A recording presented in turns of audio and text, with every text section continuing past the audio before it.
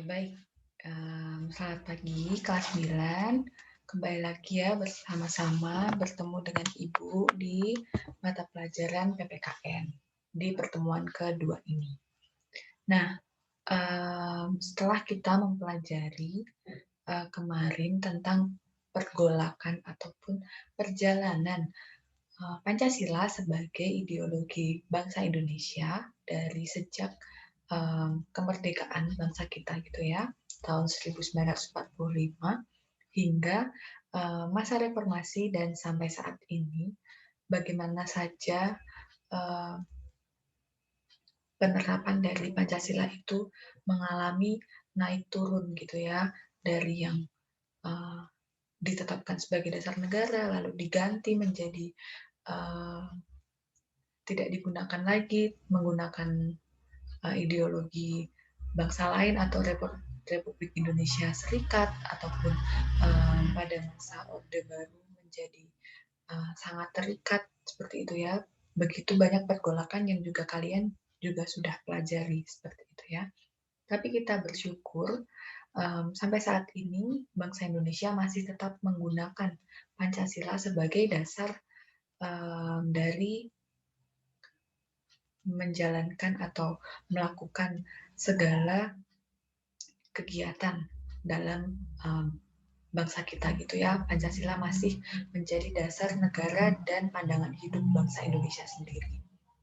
Oke, kita akan masuk ke pokok pembahasan berikutnya gitu ya. Setelah kita mempelajari mengenai sejarah Pancasila dari masa awal kemerdekaan hingga saat ini, kita akan masuk ke dinamika Pancasila dalam perkembangan zaman. Nah, bagaimana Pancasila ini menghadapi perkembangan zaman di masa ini, gitu ya. Begitu banyak ideologi yang berkembang di dunia ini, tetapi mengapa Pancasila masih ada dan masih digunakan oleh bangsa Indonesia untuk digunakan sebagai dasar negara. Nah, Pancasila ini dijadikan landasan pokok dasar fundamental bagi penyelenggaraan negara Indonesia. Maksudnya apa? Pokok landasan yang paling dasar atau sebagai acuan ketika suatu negara ingin menjalankan suatu pemerintahan harus ada landasan utama yang digunakan pijakan atau batu fondasi seperti itu ya, batu fondasi suatu negara untuk dapat berjalan mencapai tujuan dari negara itu. Nah, Indonesia menggunakan Pancasila sebagai dasar dari penyelenggaraan negara Indonesia sendiri. Nah, mengapa demikian? Karena nilai-nilai dasar dari Pancasila ini dapat menyesuaikan diri dengan perkembangan zaman yang ada dan dapat terus digunakan dari masa ke masa. Maksudnya adalah nilai-nilai Pancasila dari sila pertama hingga sila kelima ini dari dulu sampai saat ini pun masih bisa digunakan. Seperti contohnya adalah nilai ketuhanan gitu ya. Indonesia adalah negara yang beragama gitu. Nah, dengan tandanya apa? Tandanya adalah setiap warga negara bebas untuk memeluk agama dan menjalankan kegiatan keagamaannya gitu ya, tanpa dihalangi atau tanpa ditutup-tutupi atau tanpa dibatasi oleh negara. Malah negara memberikan kebebasan kepada bangsa, kepada masyarakatnya untuk menjalankan kegiatan beribadah mereka seperti itu ya. Nah, lalu kita masuk ke dalam Pancasila merupakan ideologi yang bersifat terbuka. Nah, sebelum kita beranjak lebih dalam gitu ya mengenai apa itu ideologi terbuka, kita perlu mengetahui apa itu arti dari ideologi sendiri. Nah, ideologi sendiri berasal dari dua kata yaitu ideo dan logos. Ideo itu ide-ide atau hasil pemikiran manusia gitu ya, sedangkan logos adalah ilmu pengetahuan. Nah, secara harafiah gitu ya, secara arti katanya ideologi itu diartikan sebagai ilmu mengenai dasar-dasar pemikiran yang dimiliki oleh manusia. Seperti itu. Dasar yang digunakan untuk berpikir. Seperti itu. Nah, kita lihat pengertian ideologi secara lebih dalam gitu ya, dari beberapa pengertian. Kita lihat dari 3 pengertian. Yang pertama dari KBBI atau Kamus Besar Bahasa Indonesia, yang kedua dari tokoh Suryanto Puspowardoyo, dan yang ketiga adalah dari Patmo Wahyono. Nah, apa itu arti dari ideologi berdasarkan Kamus Besar Bahasa Indonesia? Yaitu ideologi diartikan sebagai kumpulan konsep bersistem yang dijadikan asas pendapat yang memberikan arah dan tujuan untuk kelangsungan hidup, cara berpikir seseorang atau golongan. Nah, kita lihat pengertian berikutnya yang dikatakan oleh Suryanto Puspowardoyo, yaitu ideologi merupakan konsep pengetahuan dan nilai yang secara keseluruhan menjadi landasan bagi seseorang atau masyarakat untuk memahami jagat raya dan bumi seisinya, serta menentukan sikap dasar untuk mengolahnya. Yang ketiga, dari Patmo Wahyono, yaitu ideologi merupakan kesatuan bulat atau utuh dari ide-ide dasar sebagai suatu kelanjutan atau konsekuensi logis dari pandangan hidup bangsa akan berupa seperangkat tata nilai yang dicita-citakan akan direalisasikan di dalam kehidupan berkelompok. Jadi artinya kita bisa ambil kesimpulan dari 3 pengertian ini bahwa ideologi adalah sebuah cara berpikir untuk menentukan sikap kita atau sikap seseorang dalam menjalankan kehidupannya, sehingga apa yang telah diharapkan, apa yang dicita-citakan dapat tercapai dalam kehidupannya, mau di dalam individu ataupun kelompok, seperti itu. Jadi sebagai dasar atau cara berpikir yang paling pertama, seperti itu. Ya, jika dasar dari ideologi kita adalah Pancasila, gitu ya, dasar berpikir kita adalah Pancasila. Tetapi lebih dalam dari itu, dasarnya adalah dari Pancasila ini sendiri, di mana Tuhan telah menganugerahkan kepada manusia untuk mengenal Allah gitu ya, mengenal Allah. Sehingga di Pancasila ini, di Indonesia sendiri, sangat mengamalkan arti ketuhanan gitu ya. Berarti para pendiri atau para pendahulu kita, tokoh-tokoh negara kita, itu sangat memiliki iman yang teguh gitu ya, iman yang teguh di mana dasar dari segala sesuatunya adalah Allah gitu ya, dan mereka percaya bahwa ketuhanan ataupun kalau mereka memiliki pemikiran bahwa Allah lah yang berdaulat, seperti itu ya. Jadi tidak bisa menghilangkan unsur Allah di dalam suatu negara gitu. Dan kita pun demikian gitu ya, kita tidak bisa menghilangkan atau tidak melibatkan Allah dalam segala kegiatan ataupun hal yang terjadi dalam kehidupan kita, termasuk dalam kehidupan berbangsa dan bernegara kita. Seperti itu. Nah, jadi sebagai ideologi negara, Pancasila itu merupakan gagasan atau ide-ide yang dijadikan sebagai pedoman atau arah dalam mencapai cita-cita bangsa. Nah, pedoman, ide-ide, arah, ataupun bisa kita lihat cita-cita dari bangsa Indonesia sendiri, gitu ya. Maaf Ibu sedikit belibet, gitu.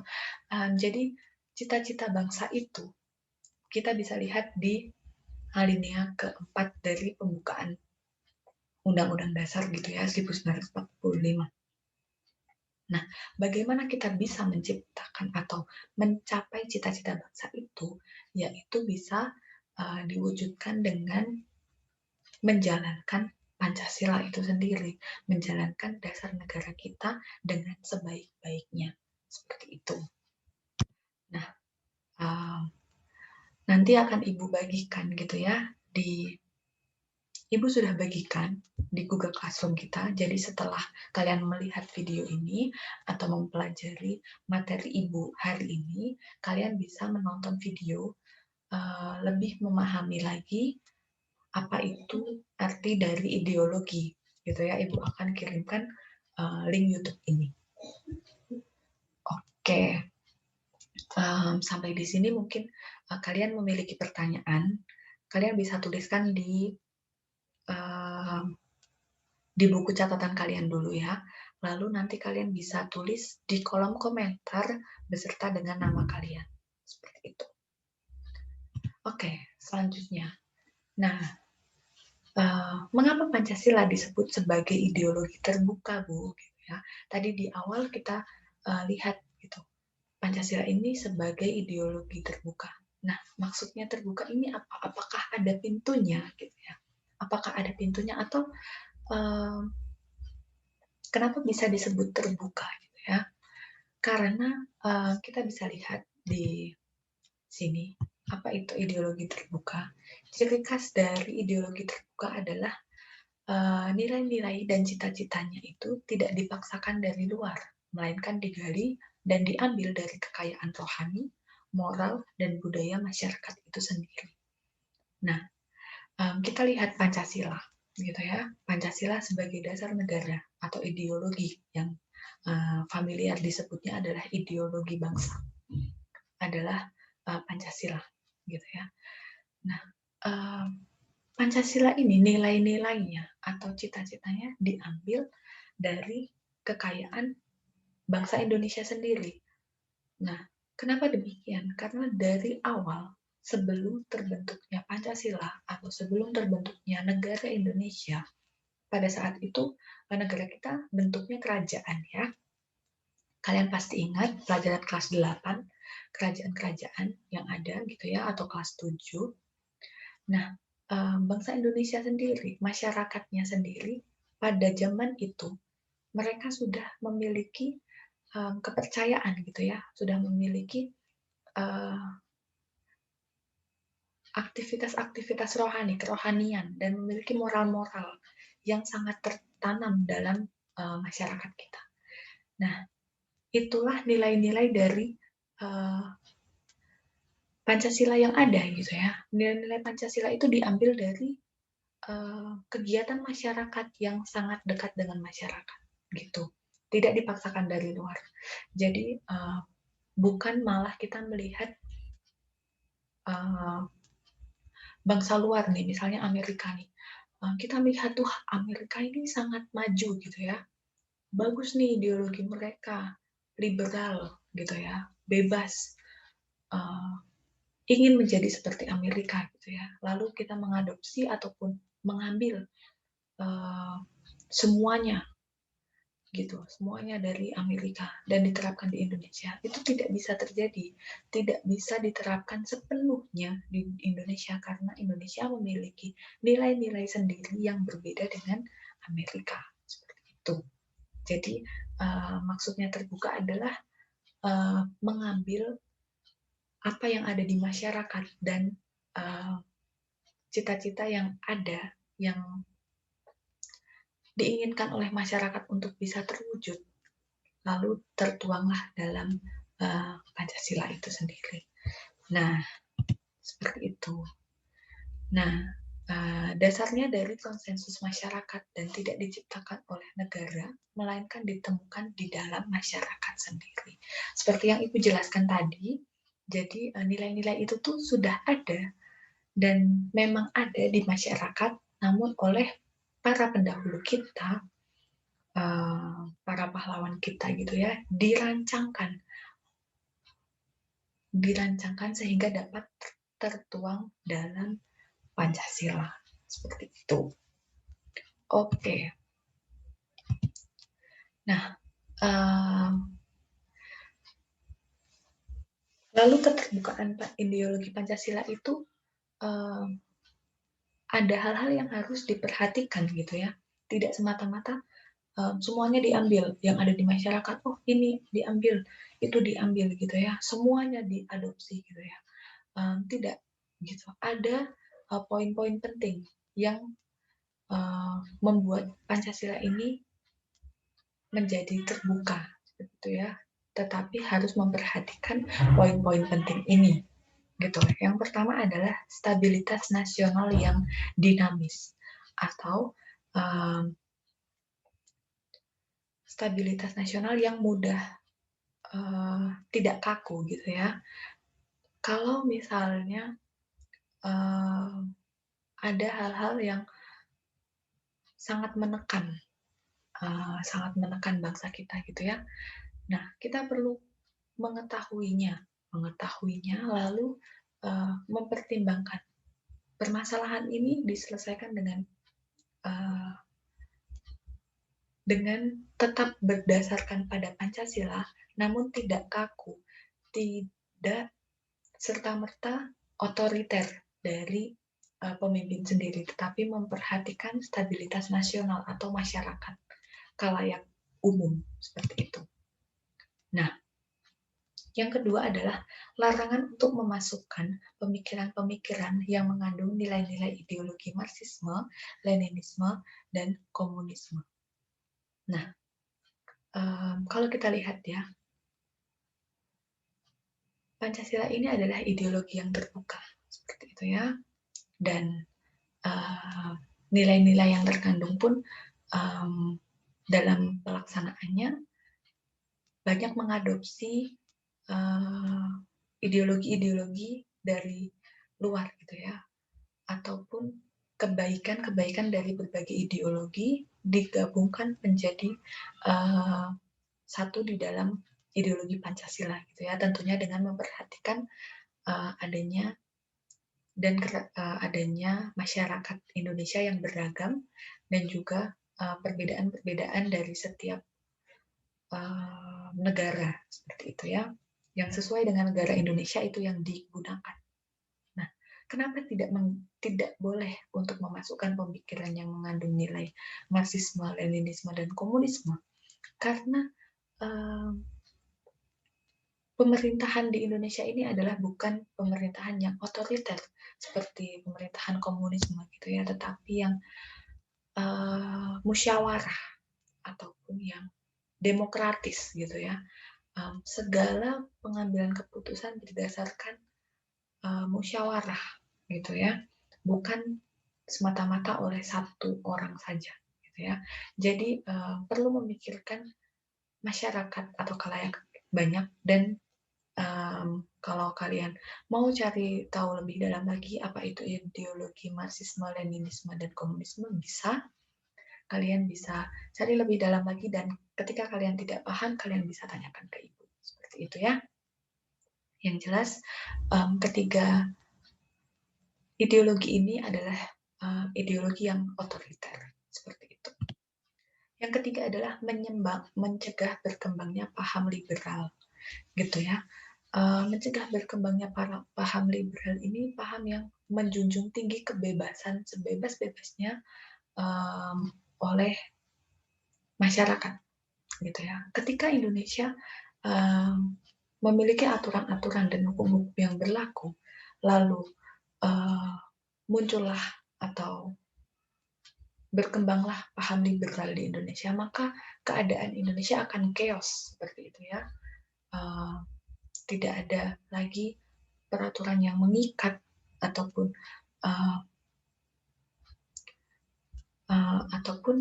ketika paham liberal ini berkembang menyebar di Indonesia gitu ya, ini akan mengancam kesejahteraan rakyat Indonesia sendiri seperti itu. Nah, yang keempat adalah larangan terhadap pandangan ekstrim yang menggelisahkan kehidupan masyarakat, baik itu separatisme ataupun gerakan-gerakan yang menginginkan atau mengedepankan kelompoknya sendiri gitu ya, kelompoknya sendiri untuk bisa menguasai. Nah, itu ditentang gitu ya, atau pandangan ekstrim misalnya adanya gerakan ISIS, terorisme seperti itu. Nah, itu sangat ditentang gitu ya. Oke, yang kelima adalah penciptaan norma yang harus melalui kesepakatan. Setiap nilai, setiap peraturan yang ada itu memiliki proses, menjalani proses supaya dapat diterapkan gitu ya dalam masyarakat. Jadi tidak serta-merta satu orang menginginkan, oh kita harus menjalankan peraturan A seperti itu. Namun peraturan A ini harus disepakati. Kalian bisa hiraukan suara-suara yang di luar itu ya, maafkan suara-suara kebisingan yang lain gitu. Ibu akan lanjutkan. Kesepakatan yang ada itu melalui musyawarah. Meskipun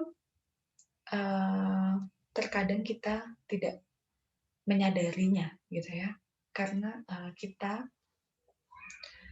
mungkin terlalu sibuk dengan hal-hal ataupun kegiatan-kegiatan kita gitu ya. Namun kita percaya bahwa petinggi-petinggi kita, pemimpin-pemimpin kita telah memikirkan yang terbaik untuk bangsa dan negara kita gitu ya. Dan penciptaan norma ataupun aturan-aturan di masyarakat itu sudah disepakati oleh wakil-wakil dari masyarakat itu sendiri. Seperti itu. Oke, sampai di sini. Apakah kalian paham atau adakah hal-hal yang perlu ditanyakan? Kalian bisa menuliskannya di kolom komentar atau chat secara pribadi kepada ibu, gitu ya. Kalau kalian mau mengetahui lebih dalam lagi mengenai pembelajaran ini, gitu ya, ibu membuka ruang diskusi seperti itu. Nah, selanjutnya kita akan membicarakan tentang formatif. Jadi formatif ini akan dikumpulkan di minggu keempat, gitu ya, paling lambat.